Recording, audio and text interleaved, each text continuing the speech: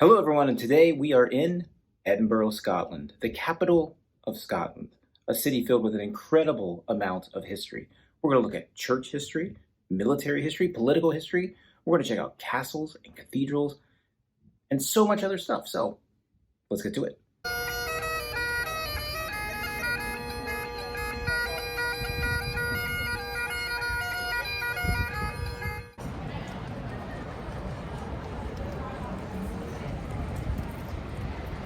Behind me is St. Giles Cathedral, the center of the Protestant Reformation in Scotland, the home church of John Knox. Let's go check it out. For over 900 years, St. Giles has been the center of Christianity here in Scotland, the center of the Protestant Reformation. We'll go take a quick look around, and then we'll see, if we look under the car park, if we can't find the resting place of John Knox himself.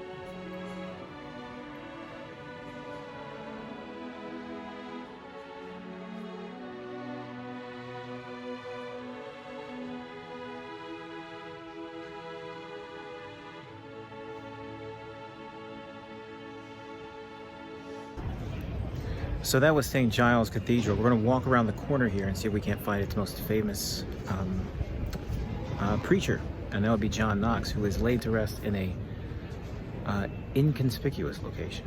So let's see if we can figure that out. Okay, if we walk just around the corner here to the car parking lot, see a large group of people here. My guess is they're going to go look for John Knox as well. So here in the car park in spot number 23, you find the resting place of John Knox, the father of the Protestant Reformation here in Scotland. So it's not always a parking lot, obviously. It used to be a proper graveyard, but times have changed. But here he is.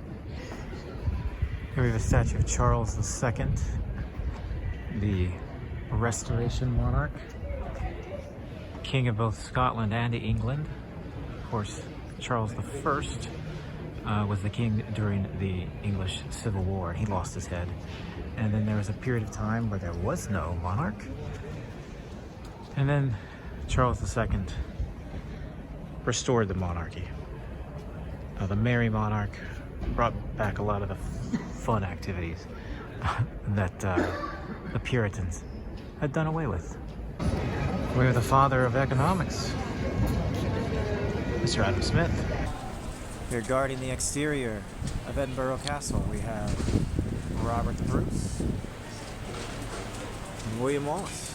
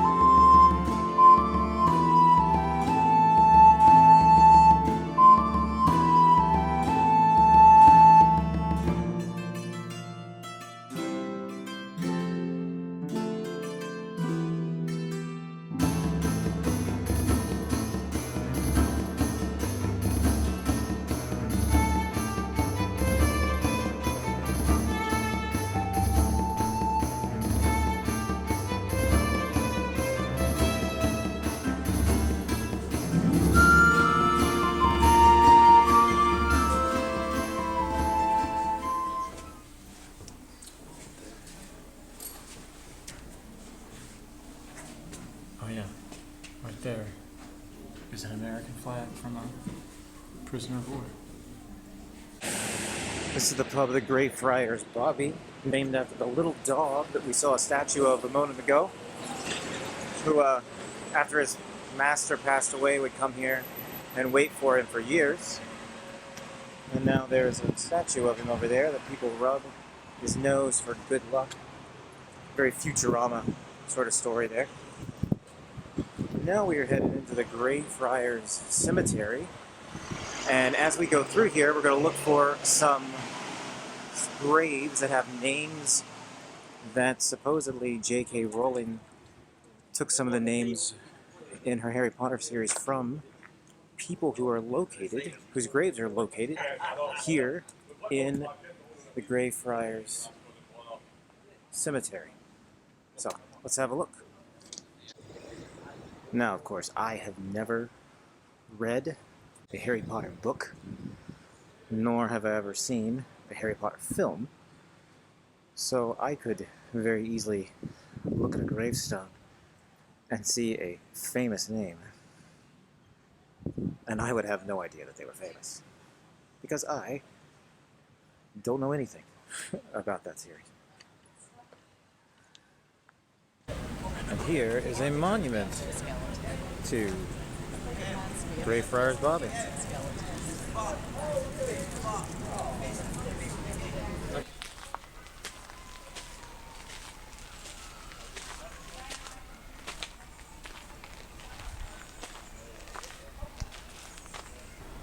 Well, here's a name that I recognize, although I don't think it has any significance.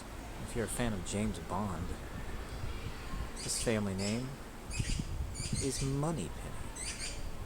I doubt it has any relation. So pleading my ignorance, but I'm told that this name, Riddle, appears in Harry Potter. I had to be told that. I didn't know that on my own. So maybe this is what they were talking about that inspired J.K. Rowling to come up with a name, at least. Robert Potter.